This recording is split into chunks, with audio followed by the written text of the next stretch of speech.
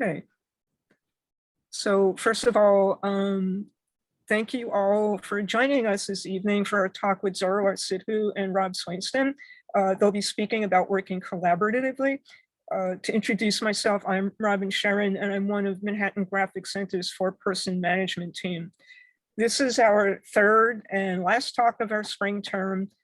Plans for the fall are already underway, so to stay informed, please visit our website at manhattangraphiccenter.org. You can sign up for a mailing list there, and you can check out our other events and course offerings too. You can also follow us on Instagram, Facebook, and Twitter. Manhattan Graphic Center would like to thank the New York City Department of Cultural Affairs, the New York State Council on the Arts, the Sherman Foundation, the Pierre and Tanya Matisse Foundation, our members and our other donors and friends, all who make our artist talks and other programming possible. We'll be doing a Q&A after Zorawar Rob's presentation. So if you have a question, you can unmute yourself and ask. This is set up as a meeting, so we should be able to have a conversation. If you prefer, though, you could type it in the chat and we'll read it for you, but your other option is to unmute and ask. Zorawar, Sidhu, and Rob Swainston are a collaborative art duo exploring the intersection of historical print processes with contemporary technologies. Their projects investigate the complexities of contemporary social issues, drawing from history of print as the medium par excellence of social movements. They exhibited together at Petzl Gallery, 5 Miles, 601 Art Space, and Field Projects Gallery. Zorawar Sidhu was born in 1985 in Ludhiana, India, and currently lives and works in New York City. With a background in art history and fine arts, his projects recreate art historical artifacts using contemporary technology and historical materials and techniques.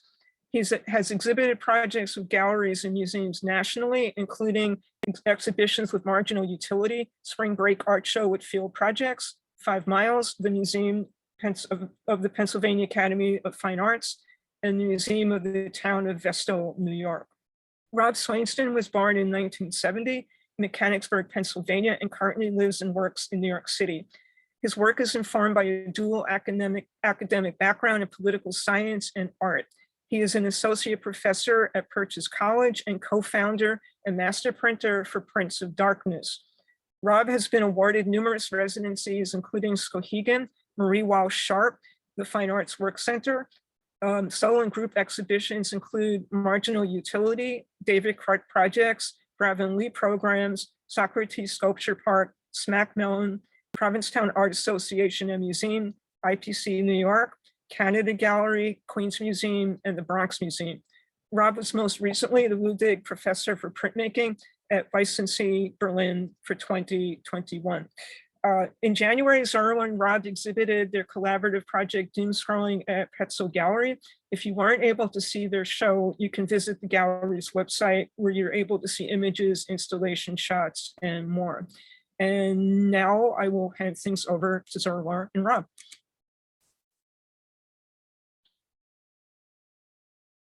And we want to say that we just think Manhattan Graphics is great and does a good service for the print community. So we're happy to support even just in this little tiny way of doing an artist talk. Should I let you say something? No, thanks for having us. Let's get into the slides. We're going to get it on share screen. We're going to just show the project that we did at called Doom Scrolling that we just had at Petzl Gallery, January and February. The series, it's like 18 large scale color woodcut prints. We're going to show a previous project that we did last year at 601. And I forgot to add the extra ones in there today. Whoops. And hopefully, we'll get, I'm looking for my share. Hopefully there it is. Hopefully we have an unscripted artist talk, but we can handle this, we think.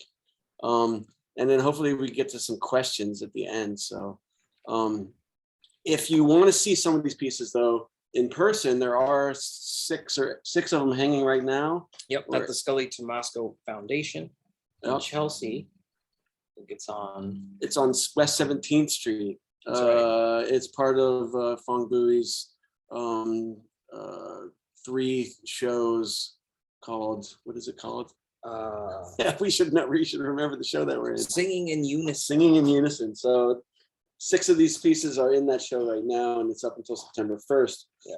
One of these pieces will also be at the Princeton Art Museum in August through November show. So, and you can come visit us at Prince of Darkness because we have some behind us. So, do you want to introduce the project? Yeah, thanks.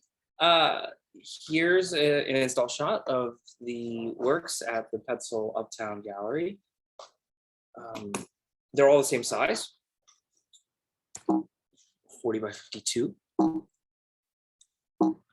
We've got there we go. which one is it?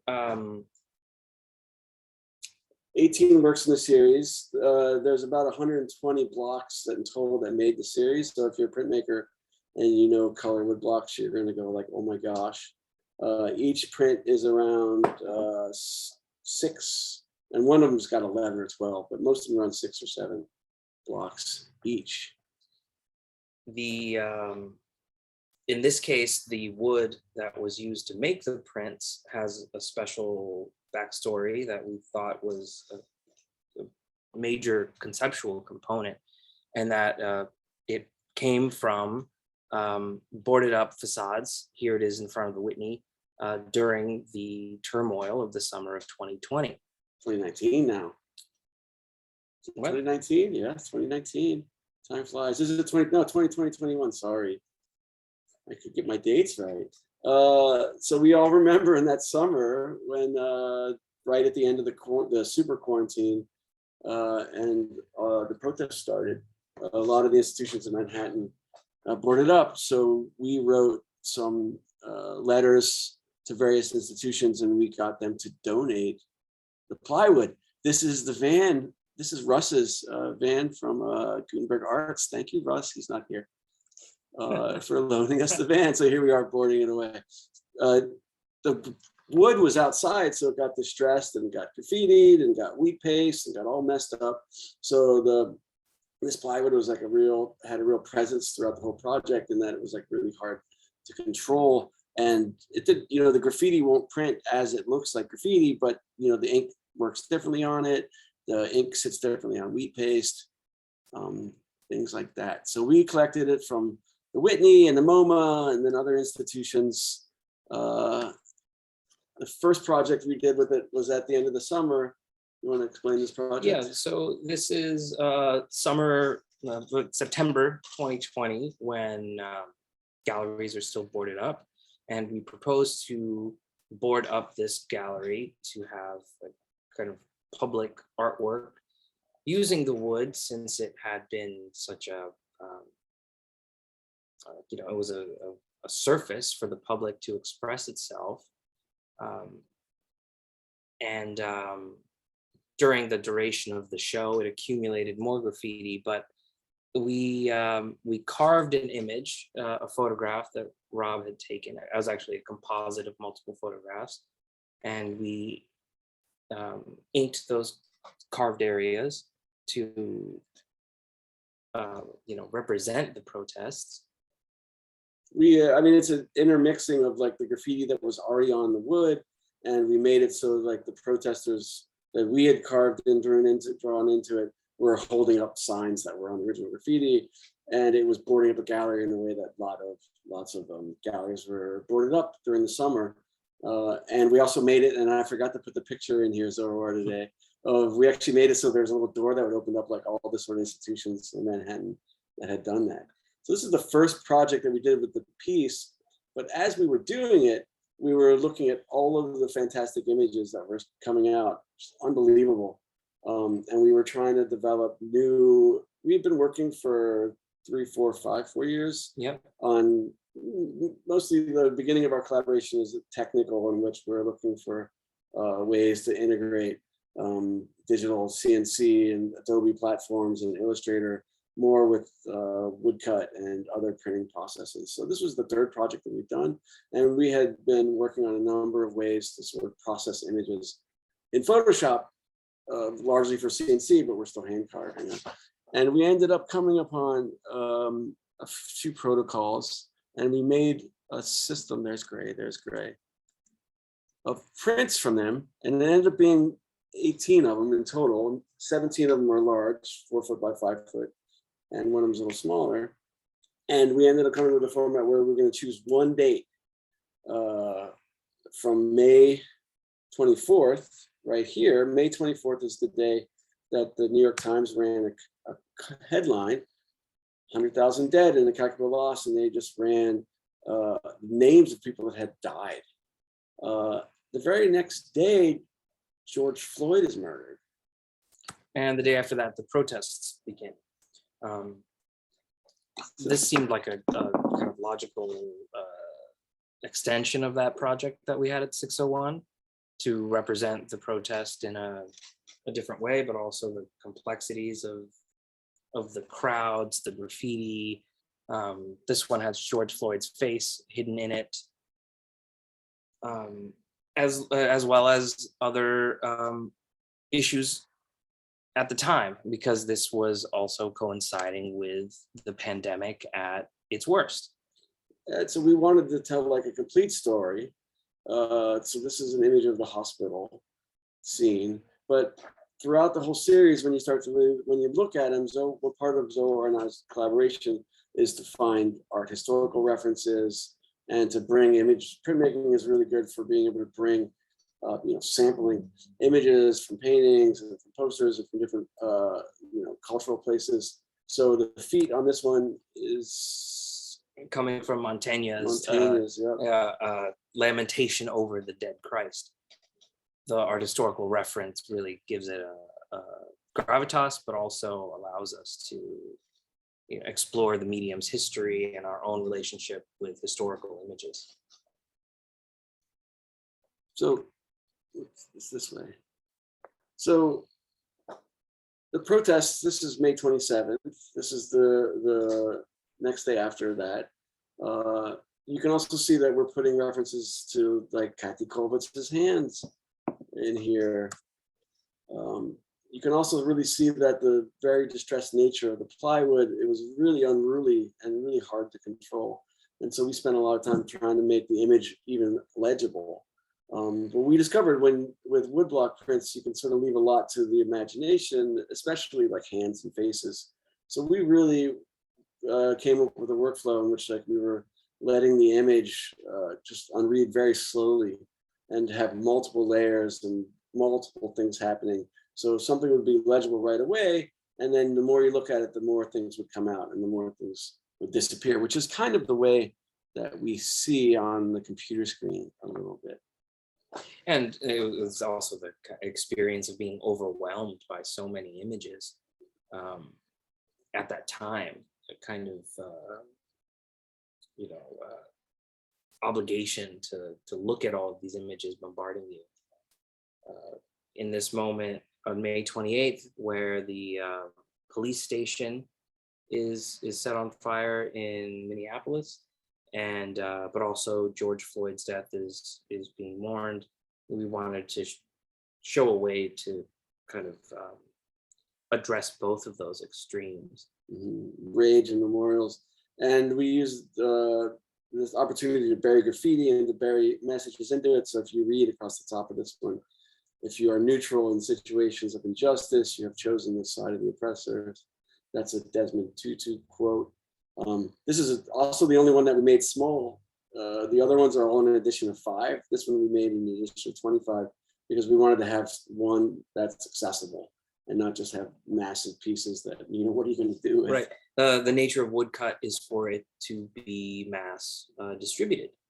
And images need to be seen. So. Yeah.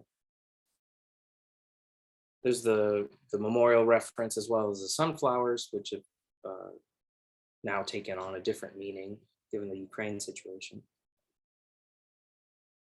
And you can see the police station on fire in the background left of our image, and the architecture is taken from that as well. With this image, we really wanted to negotiate, we wanted to not just have it be about the spectacular fire and this protest, but we also wanted to make it a real memorial too, and to show solidarity. This image, if you guys were in New York, if you remember, on May 29th,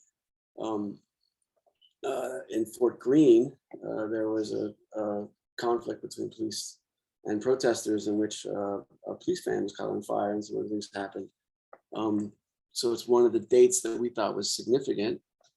And this is another one of these images that was widely distributed. We were all looking at it in social media. So if you remember what we were doing on this day, part of this project is to just remind ourselves when you see this series of, so many things that happened, in this like short period of time. You can. As a historical engraving, we're also considering the different ways that technically the ways that fire and smoke have been represented, and part of our CNC process is that we can quote those. And also this image has some great angle grinder moments where the kind of violence of the mark of the surface are really great. The materiality of the wood here is one of my favorite bits. It's a good piece, Zorawar. Yeah, it's a good piece. May 30th is the curfew in New York. If you guys remember, the curfew was at 7 o'clock, which was a disaster. I don't know why de Blasio did that. Protesters were starting in Prospect Park and they were walking north in Brooklyn through the neighborhood that I live in Williamsburg. And if you look at the very top of this, Bedford Avenue, this is down the street from me, and the police at 7 o'clock, this was actually about 7:10, just started to beat everybody up. And there's Bedford Avenue. So most of these they're very specific. A lot of them are very specific events, locations. Most of them are New York centric, but there's some of them that are DC centric, and then other places.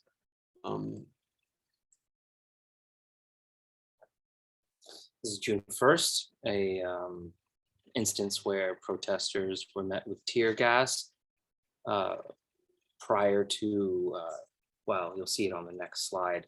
But this kind of hazy line is borrowed from Claude Millon, one of our favorite printmakers historically. Another case of being able to borrow that. This is a diptych. Donald Trump holding the Bible in the distance there is the subject of this one. But also there's this horse is taken from Durer's, there's Trump. Four Horsemen of the Apocalypse, another case of borrowing from art history to add to the meaning of the print. So this is the technology of the smoke and clouds as Claude Millon. There's also like another historical print reference to the moire pattern. We had a real trouble with this one. We promised ourselves we weren't going to put Donnie in there, but we did, and then he was just such a presence. The only way we could get rid of him was to cut his head off and drop a moire pattern over.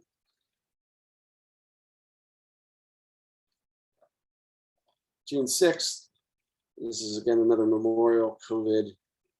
This is a jigsaw block and a multi-layer jigsaw block, right? And a reduction block too. Yeah.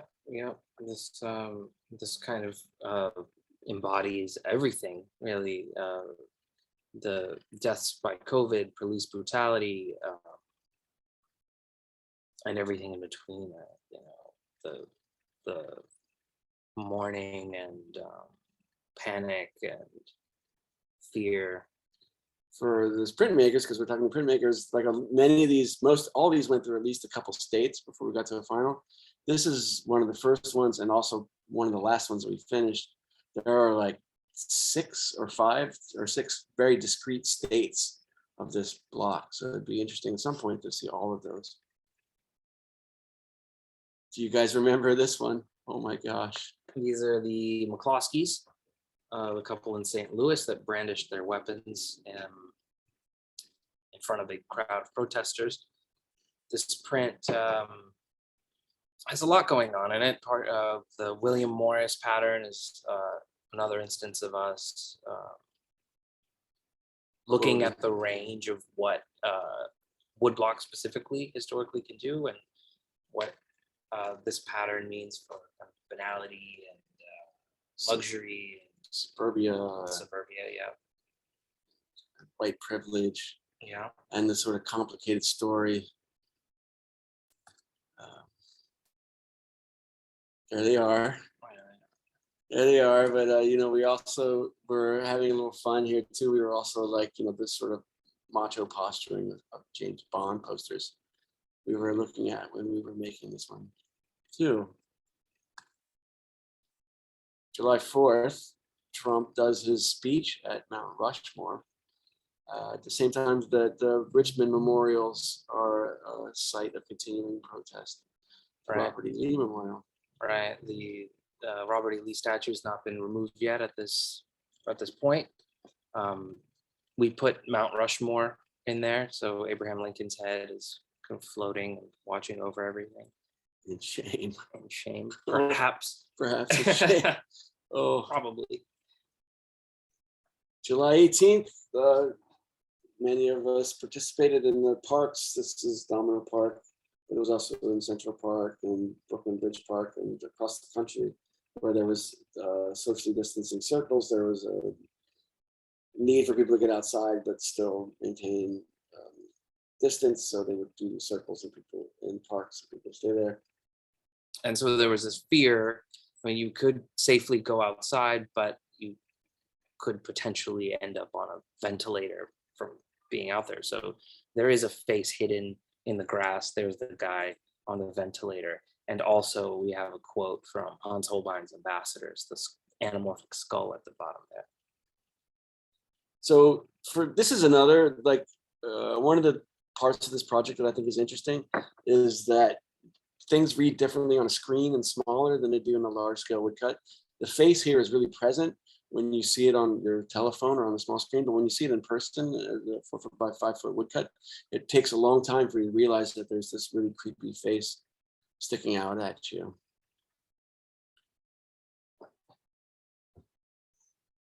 Do you want to talk about this one? I don't know if I can talk about this All right, okay. This is Kyle Rittenhouse and Anthony Huber.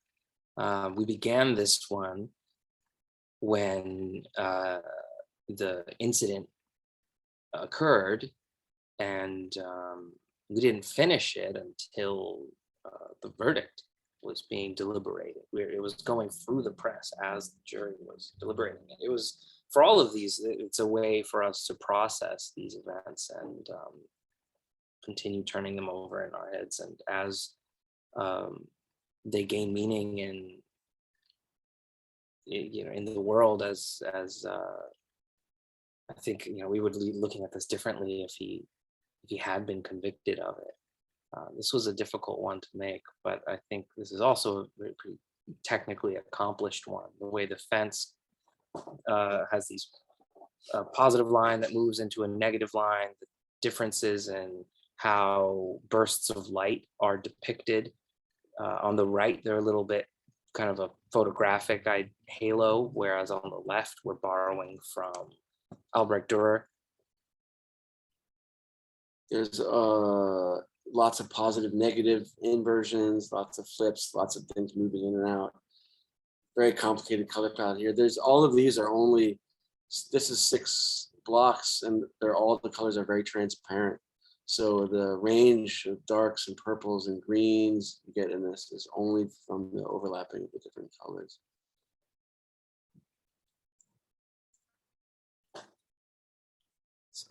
This is the fly on Mike Pence's head. You guys remember that the debate? Kamala Harris is looking on in horror as Mike Pence has a fly on his fake hair.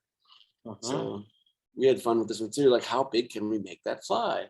Yeah, and there's bits of scientific illustration in the fly, but the biggest reference is the Van Tuss paintings of flies as symbols of corruption and sin and decay.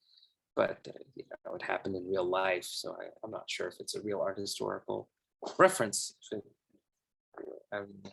We can I guess it is. It is now. November 19th was the day that Georgia recount was finally finished. This is Stacey Abrams. And it's Giuliani who's losing his mind, and he has delivering a speech, Pathways to Victory, with Sarah Powell. And the January 6th stuff, I don't know if you guys have been watching the last couple of days, 2 of the hearings today. the January 6th stuff is still happening, so it's something we really need to pay attention to here. At this point in the timeline, this is Biden's victory officially, but in less than a month, you have this Proud Boys rally in DC, which proves to be a kind of harbinger of what's to come. These, kind of bubbling red hats about to boil over, and Sean Hannity floating above everyone with the Fox News logo in the bottom left. We really had to address the state of white supremacy and right-wing media and its involvement in all of this. And its continued involvement in all of this. Yes. Then we come to the end of the series. The end of the series in terms of, it's actually not really the end, because I think the doom scrolling is the end and the beginning.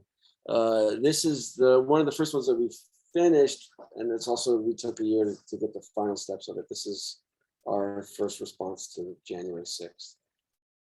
That's right. It eventually became the last one we finished in its final state. The last layer we carved was for this. The show at Petzl opened on January 6th. And then this image has, I don't know if you remember it. I mean, I think we could make more of these if we went to Zorawar from this date. I don't know if I want to lionize too much the crowd. So part of the politics of this series is to try not to heroicize the wrong people. But one of the images that stuck out at us was on the right. There's underneath everyone's chair in Congress, there's from the Cold War, all these hazmat nuclear fallout suits, and a number of the aides had reached underneath and put on these headgears. But just to go backwards for a second, and then we will end, and we're actually probably we're in a half an hour here. Yep. This is the first and the last one, because this block here, which we collectively call for ourselves doom scrolling, somebody who is laying in bed at night in terror, looking at their cell phone, doom scrolling all of these images. This block is a cancellation block, meaning it is the blocks from this are taken from all the rest of the series, and this image is carved into it. So you'll see pieces of the rest of the series appearing in this piece, except for the New York Times carving. Everything else is taken from something else in the series. So 24 minutes and 15 seconds, or we can actually have time for questions. So thanks very much for sharing that with us. And yeah, we do have time for questions. So anybody that wants to ask a question, you can unmute yourself and ask away. If you aren't comfortable asking a question out loud, you can put it in the chat and we'll read it for you. But I think we're like a good sized group that we can have a conversation without talking over each other. I just see one question in the chat from Maggie. I don't know if Maggie, if you want to just ask it or if you want me to read it. I will read it. So from Maggie, would you talk a little about your process? They're woodcuts. Take a piece of wood and you carve it and you roll a link onto it and run it through the press. How much do you work together? We've decided to do everything together. There was a moment in the project where we started to sort of divide up tasks and we weren't getting results that we thought were good. It's a lot slower to work together. We sit and we'll do different things, but we'll make sure we're sitting next to each other. You have to pre-plan these blocks. You can't leave it up to, for something like this at this scale, I don't think how much time you can waste if you don't plan it. So we plan to leave some things like, oh, let the wood grain take over that and we'll deal with that later. But everything is, not just each image, but every layer of every image is deliberated. And we plan as much as we can, but everything goes through a proofing process. We assess the proofs. We end up recarving, making additional blocks, and there's a give and take of planning, and then just doing it, and then planning some more.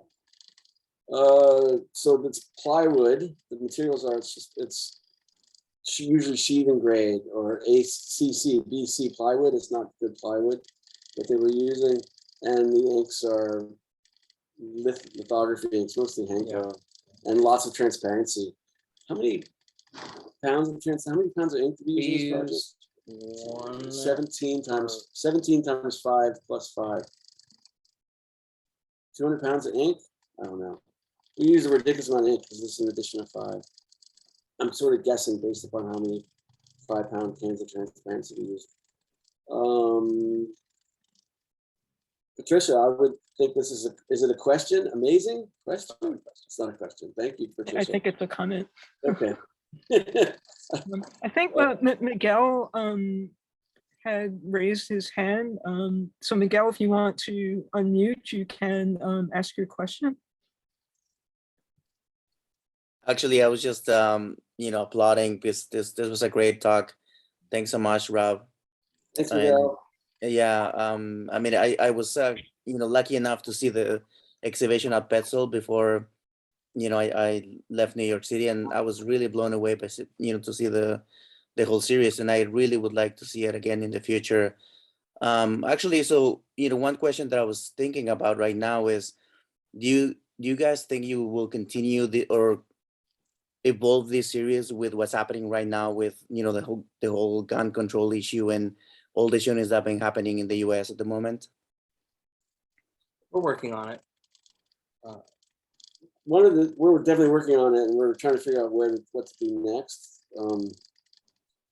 We did do in the series, there's lots of them that we didn't do because we just ran out of wood and time. We have a gun control, a shooting one that we looked at again the other day. We were like, should we do it? But who wants to see images of dead kids? So we have to rethink it a little bit. Yeah, we've been it's important to be careful about just what you're depicting and how you're depicting it, and what you're qualified to speak on. Yeah. Gun violence, we're thinking about environmental things. We were looking at California on fire during this time, going, oh my gosh, those images are destructive, sublime. But it's about being careful and navigating these things. But we're working on newer color palettes. We're thinking about new workflows. There's lots of technical things that we can follow out of this project. Come and see what we're working on. And Miguel, if you got a place to show them again, we'll show them again. I'll look for a place for sure, definitely. Yeah. Petzl has got a full set of framed works that they're willing to loan out. So, I mean, I actually, let me look at maybe at the college where I'm teaching at CSI in Staten Island.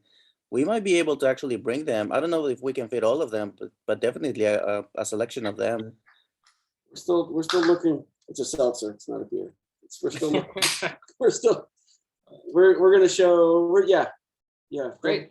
That's great, Miguel. Thank you. Yeah. Okay. I'll reach out. Let me see what I can talk. I can talk with my my fellow faculty, and yeah, we'll talk about it more. Thanks. We're fishing. Wow. Okay. Thanks. Excellent. Yeah. Thanks, Miguel. So Shall I read?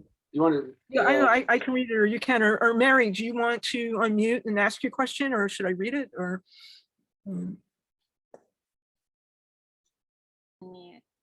Hi, I'm Mary. Hi, Mary. Yeah, Mary, I should On the just say, wall behind you. is one of our monitors at MGC, so we're really happy that you're here, Mary. Hi, Mary. Oh, thanks. I really like these pieces. I've been recently thinking about a dual major in political science and art, so I'm fascinated that this just happened to be what we were going over today. And I was just in Richmond, Virginia, and I just was at that Monument Avenue where that statue is and talking to people and what an effect that had that July 4th. So that piece really spoke to me. I was just wondering, what size of crew did you have working with you? Was it just the two of you, or did you have people helping you do all this work? It's just an incredible amount of work. When printing, we had 1 to 2 people in the studio with us. When carving, it was just us. When Wow. planting, it was just us. When proofing, we sometimes had an extra set of hands. I mean, it's an we addition these, even though it's it's an addition of 5 with 2 APs and a PP and a BAT. I mean, do the math, that was like 2,000 times through the press, more than that. Yeah. Yeah. At 4 foot by 5 foot. And we had a time scale to do it because when we were offered the show, we were like, we're going to edition them because we know, we had BATs, we had proofs printed of everything that we worked out the image. But we know as printers, I mean, we're artists and we're printers. And we know as printers that when you edition something and you give yourself, it's a different mindset and you give yourself time to let everything dry and clean hands and really dial it in, that the images look better. So we wanted to edition them before the show so we could choose from the edition work for the show. So we had 3 months to edition these. And we worked 3-4 days a week, 10-hour days. And that was with helper. And then we were working on our own to finish some images at that time. The whole project took full time, me and you, for a year and a half. Yep. Something like that. Wow. Did you ever sleep? A little. I'm still waiting. A to little. Yeah. All right. Thank you so much for answering my question. see. So we have a question from another of our monitors, Jay Judge, and I guess I'll just read this. It looks like it's a multi-part question. Do you posterize or threshold media images to create layers in Photoshop? How many Photoshop layers are there in your images? How do you then decide the color separations? The stuff we do in Photoshop is a little more complicated than posterizing and thresholding. And there's a lot of hand drawing on a tablet because a lot of those decisions are kind of obviously computer-made decisions and not really that interesting when you can see the posterizing at work. How many layers? 12 minimum for six color. Maybe 12, but that doesn't mean we broke it into 12. We probably broke it into 30 or something and chose 12 from that. We are looking at what, I mean, we've both been working with Photoshop forever, and there's the limitations of what you can use threshold to help you, you can use posterize to help you, but there's severe limitations to it. So one of the beginning of our collaborations is to try to sort of get past the problems that Photoshop causes and the limitations of the way that a lens renders light versus the way it's historically drawn, and the limitations that Photoshop has in terms of showing you how colors are going to lay up, and the limitations of channels. Channels works great if you're going to stick within CMYK and you're doing a breakdown like that, but these are not CMYK. And so we wrote scripts for breakdowns, we wrote very special protocols, we worked lots of different sort of ways to break an image up, and we always redrew it. And we always had to print it to see what we had, get it up on the wall, and watch the plywood have its own voice and interfere with what we thought was going to be legible or not, and then have to go back in and recarve it again. Right. That's not to say we don't use threshold and the other stuff. It plays a certain It's part, there. but the way that ink interacts with other inks is unpredictable, which is exciting and not something that you can really see digitally simulated, especially when grain gets involved and the wood itself is unpredictable. But these images definitely exist in that space post-digital though, where it's like somewhere between hand drawn and computer drawn, and it would be impossible to not do this using computer. This is 120 or more blocks that are 4 foot by 5 foot. How could you not do that without just two of us working on it? The ethics of the labor of carving that would be ridiculous. Right. The old ways that you would have to hand draw everything and transfer it would not work. So we're definitely using digital tools, but we're authorized, but not the very, I think we answered that question, Jay. You can do a follow-up if you want to. How did you decide color separations? We did lots of tests, and we just printing it out and seeing, okay, this is 6 layers, this is 5 layers, this is 4 layers. These are the colors we want to use.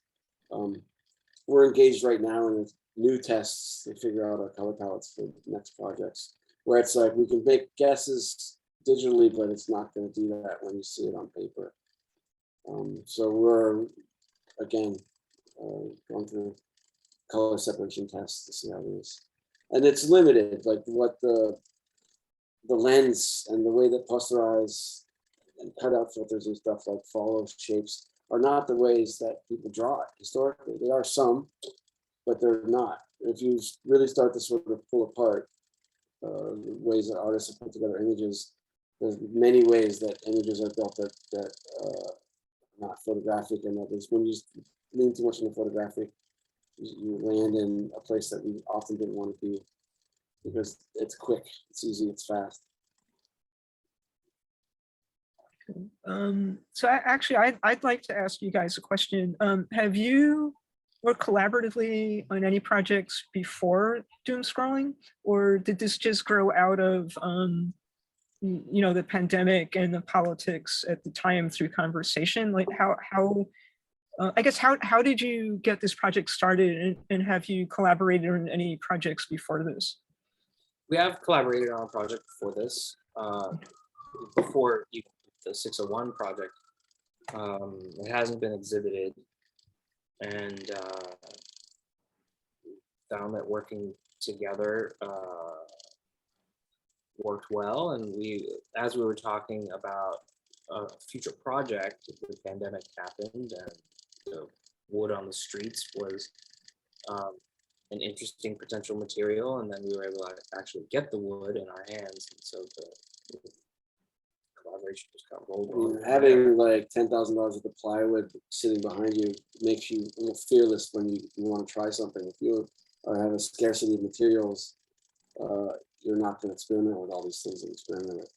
We have this project called 6 Seasons, and maybe it's called 7 Seasons now. We called it 6 Seasons because it took 6 seasons to get to it. It's 18, 20 layer woodcut print that we've actually editioned, but we don't know if it's even done, that we worked on for a long time. It led naturally into this. The things that we learned about color and breaking images up and thinking about strategies for building images we pulled from a previous project. Okay. So does anyone else have any questions? Any other questions you'd like to ask Rob and Zorawar? Anybody? Let's see. Okay, I guess not. So I guess that's all the questions. And so I really want to thank you guys. This was so interesting. We really appreciate it. Bruno's got a hand up. Oh, okay. I'm sorry. Bruno's got a hand up. Sorry, it's actually me, Preston. Oh, Preston, hold on. Sorry about that. So I was lucky enough to be a student of both of yours at Purchase and Zorawar. Our class the class that I took with you was like right at the beginning of the pandemic, like right when we transitioned into Zoom. And then Rob, I got to be a student of yours right when classes opened up again. But I guess what my question is, since all of these events are still kind of unfolding, do you feel optimistic or pessimistic about the future, and has making this body of work shaped that view or opinion? That's a good question.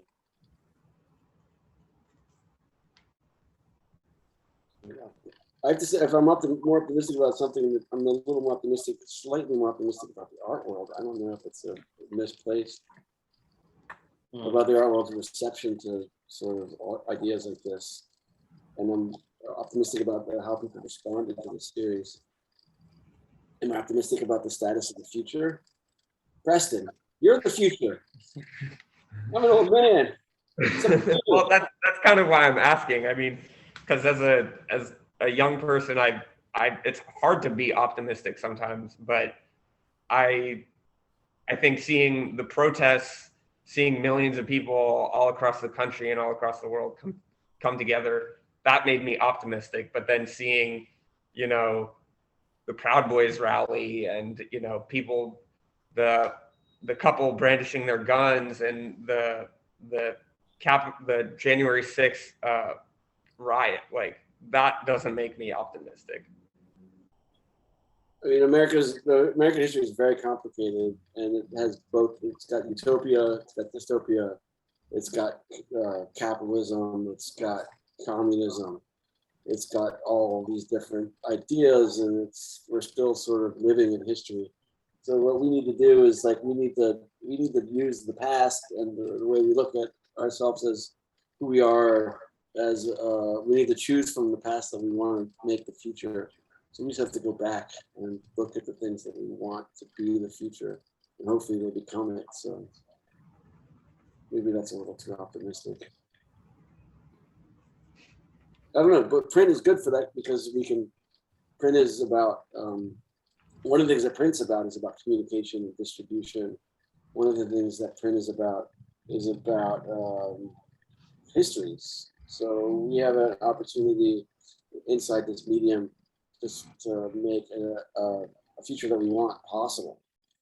It's possible. Right. And that happens by making both sides of this visible. And keeping it visible. Keeping it visible. And reminding people that, you know, these are struggles that are ongoing and that we're part of it. And the next time this happens, don't be alarmed because it's going to happen again, and stay vigilant.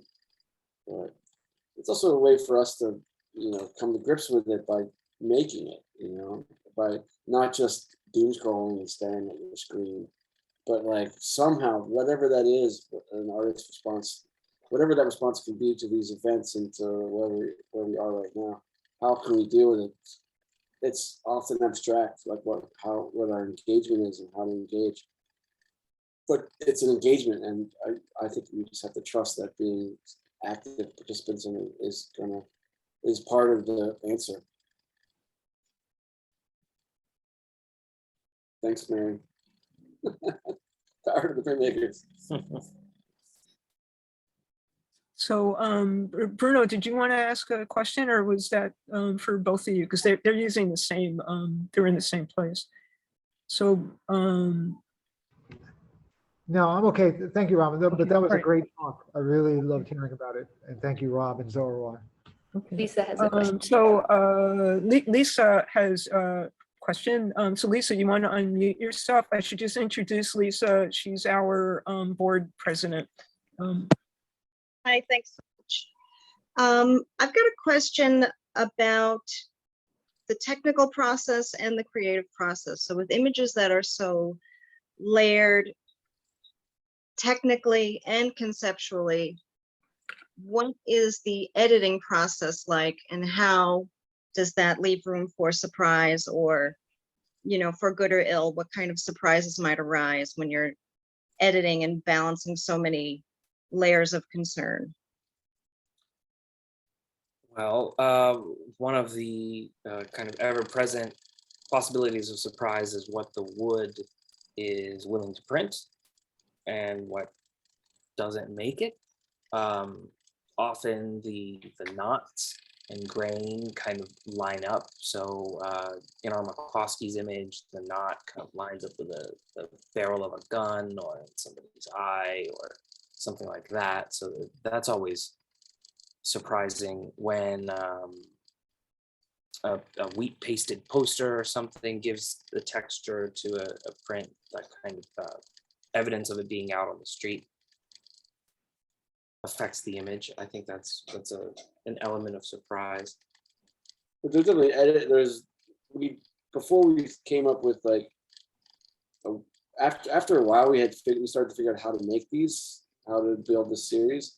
But in the beginning, there's a number of prints and blocks and carvings that just didn't make it to the finish line. So the edit really is like printing it and looking at it and saying, oh my gosh, what do we do?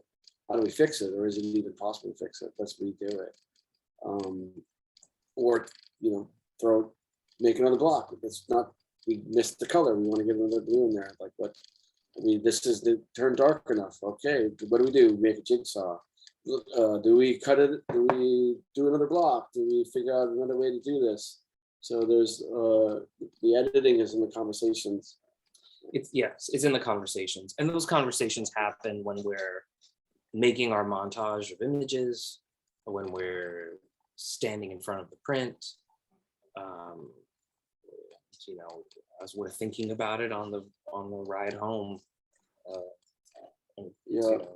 Lots of conversations that are like text messages, like I was thinking about this print, and I'd wake up in the morning and I'd be dreaming about something and be like, let's try this. Yeah. I mean, it's one of the things about collaborating. You have to verbalize why you like it and why you don't like it, and you have to verbalize what you want to do to it to fix it, and you have ideas. When it's just me looking at something, I think I know what I'm doing, but I didn't articulate it, and that act of articulation helps make the final image better. Have you felt that you've had to compromise or reimagine an image based on the technical side or based on those sorts of conversations? Absolutely. Not just in terms of the method of executing it, but in terms of the final, what it looks like and what it communicates. Yes, absolutely. For our Rittenhouse one, we discussed the scale of the figures. We like to have scale shifts, but Kyle Rittenhouse can't be the largest figure because it heroicizes him. Or in the case of the Giuliani Stacey Abrams print, it's a loaded thing to represent Giuliani. And how do you balance that? We saw the potency of what happens when you represent Trump. So we thought that we could counteract that by representing Stacey Abrams much larger to make her the hero of that print. And we had to figure that out by making multiple collages and making prints. There's a print of Giuliani that didn't make it for that reason. Yeah, we threw one. There's ones that we threw away, and that's one that we threw away. It was Giuliani was like too larger than life, and we tried to sort of give him like his cross-dressing days when he used to do the Saturday Night Live stuff. We tried to make it funny, but it just made him look like the hero. And we were like, nope, the edit here is rip it up and start again. So yeah, but was that the answer to the question? Because it was technical too. There was a technical question there. Well, it certainly goes hand in hand, and it's really apparent in your process of collaboration that you're describing, and in the prints themselves, that you're so deeply engaged and thoughtful about how to represent this period of history. And it's exciting to think what you're going to bring to these other areas you're describing for other possible collaborations. So we're so appreciative that you could share your work with us today. It's really stellar. It's incredible. Thank We're you. all completely amazed and delighted. Thank you. Any other comments or questions that anybody'd like to ask? Okay, I don't see any more raised hands, so I guess everybody's asked their questions. So let me thank you guys again. This was really great. We really appreciate it. And just everybody that's here, just want to remind you, you can visit our website. You'll be able to sign up for our mailing list. We have some other events going on, so you can check that out. We are planning now for the fall, so we will have more talks coming up in the fall. And you can also follow us on Instagram, Facebook, and Twitter. So I guess that's it. So have a great night, everybody. And thanks again to Rob and Zorawar. We really appreciate it. It was a great talk. Thanks for having us. Thanks, Robin. Thank you.